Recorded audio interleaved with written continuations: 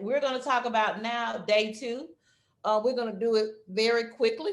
Um, Day two is you would start off day two in a normal setting, reviewing expectations for the style of the Socratic seminar you wanted to facilitate with your students.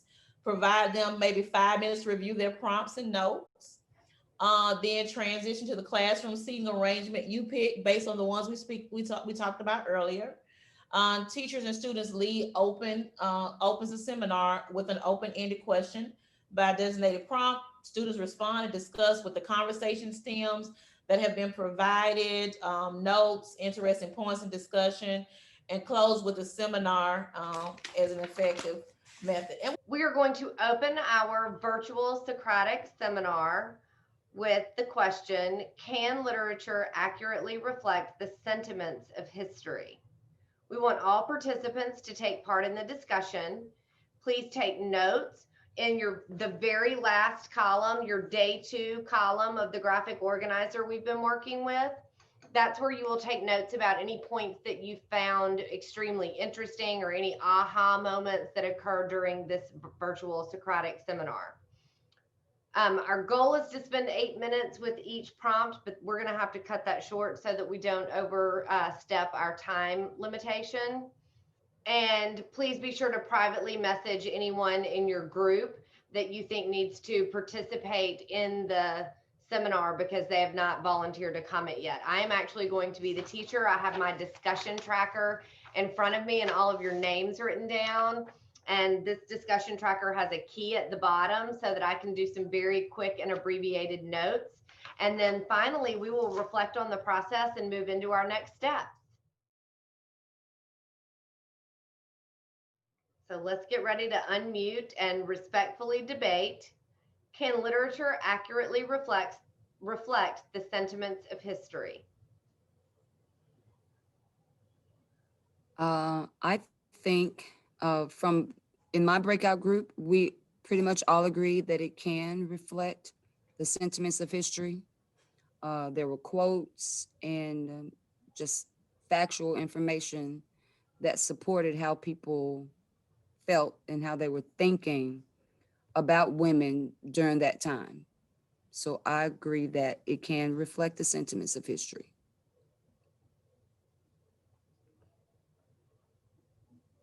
All right, and I want to piggyback on that. One of the things that we pulled out supporting detail when we were reading the clip from The Great Gatsby is where the woman talks about her daughter being a beautiful fool. That it was good for her to be that. You know, nowadays, of course, you know, we would not hear someone say that was what they would want their daughter to be. Exactly. But that was the mindset from that time period. Mm-hmm. And I'd like to add, I was also in Ms. Davidson's group that we looked at that passage, and we were also saying that it's possible that the mother, because it also said the mother wept when she found out it was the daughter, that maybe she was also looking at, you know, she's a woman, now she has a daughter, and she can see those limitations, the future limitations that her daughter may have in American society. Oh, that was a great point. I didn't pull that pinpoint out. Yeah. I didn't even think about that, how the mom felt. Yeah. And when you simply consider what that means, that when a child is born, generally people are elated and happy. And for the father to say beautiful, for the mother to weep at the time in which a child is born into the world and they're not happy, that does express the sentiments of the time and how they, through their eyes, they see the type of world that their daughter will be a part of. Oh my gosh, which is so reflective of today.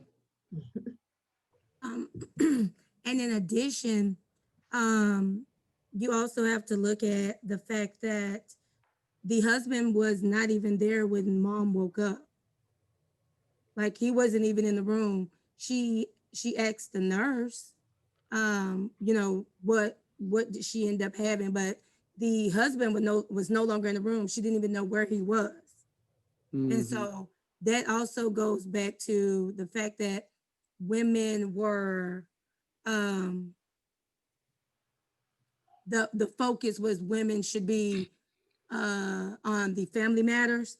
and the men go and take care of other things. Mm-hmm.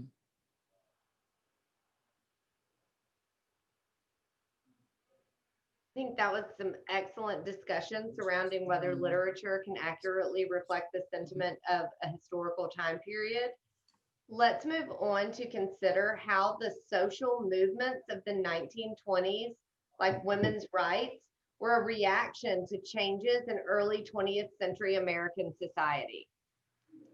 And Jennifer, we also put up the conversation. Can everybody see the conversation stems? I do see that. Yes, Those up. Yeah, yes, so that may help you as far as build on claims with yeah, others, share claims. So as you're getting ready to kind of help you with those conversation stems.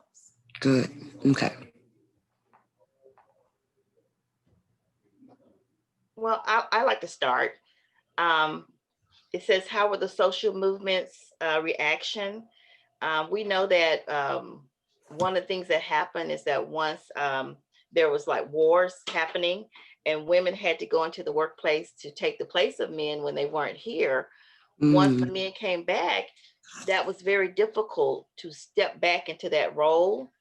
And so those are some of the reasons why you started having those changes in the early 20th century, because once women stepped out of that traditional role, it was really hard to bring them back in.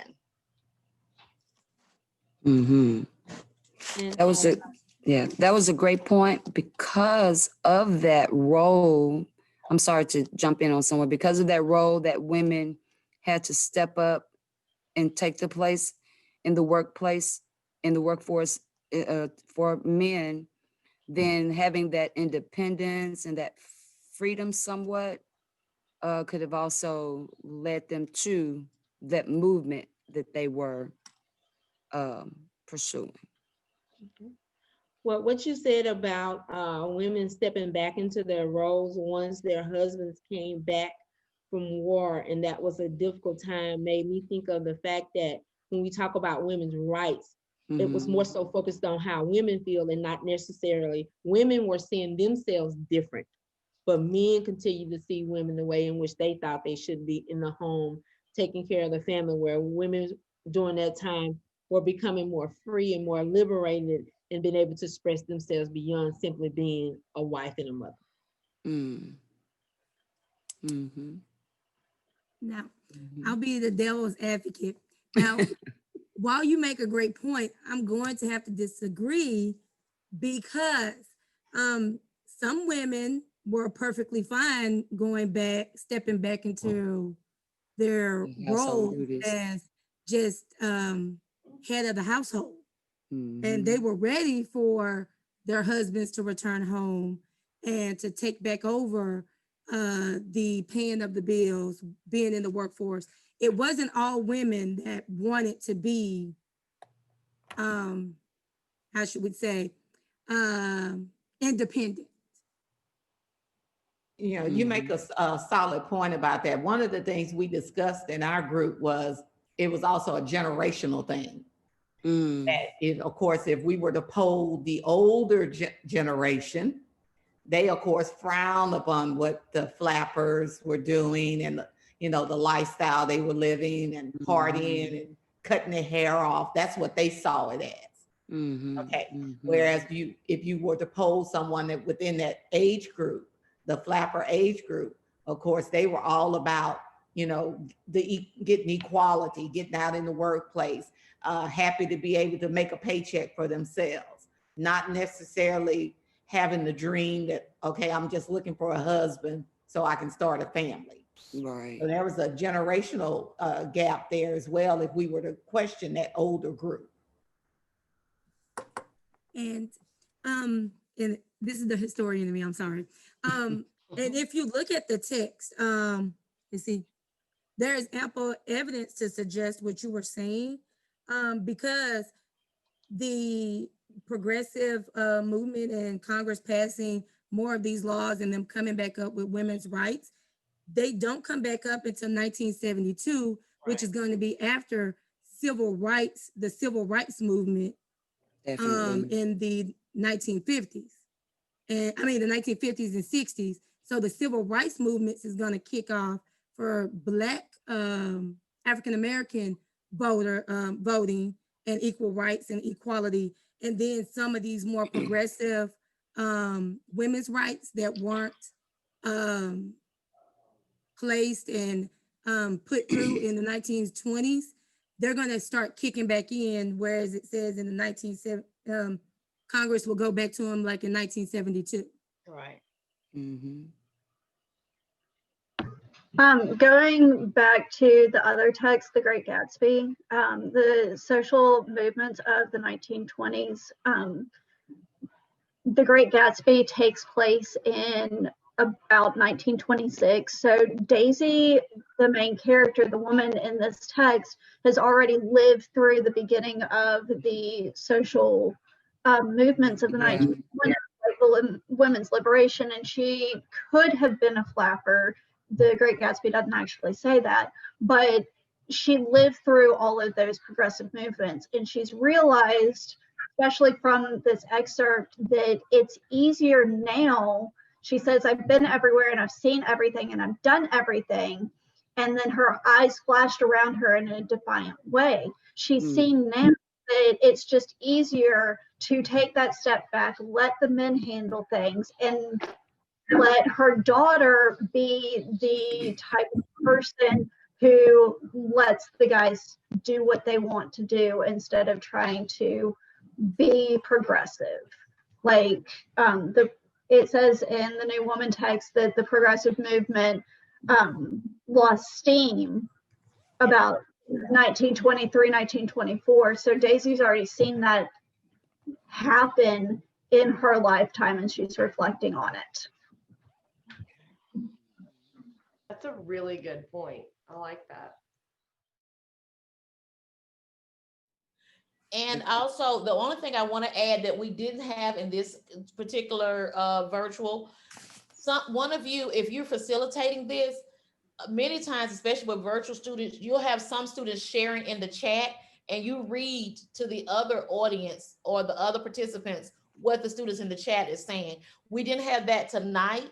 In fact, I think I chatted to make some of you, make sure some of you brought out some of your evidence, but you definitely want to make sure that in case that student cannot vocally put their point in for whatever reasons, that you as the facilitator are paying attention and you read the chat of that person. Yeah, I just want to point that out too, because that's very key in a virtual to make sure every student is included in that.